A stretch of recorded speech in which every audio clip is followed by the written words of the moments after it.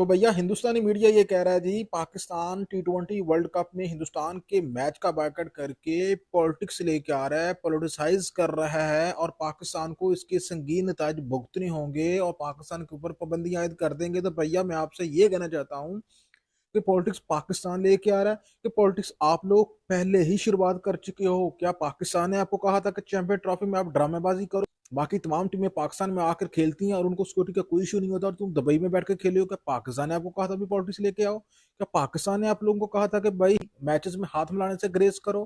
क्या पाकिस्तान ने आप लोगों को कहा था कि भैया एशिया कप में उसमें आप एशियन क्रिकेट काउंसिल के सदर है, उससे आप ट्रॉफी वसूल करने से इनकार करो? और क्या पाकिस्तान ने आप लोगों को कहा था कि भैया आप बांग्लादेश को जो है वो स्किप कर दो सिर्फ इस वजह से कि बांग्लादेश ने आपके सामने जो है वो सरेंडर नहीं किया?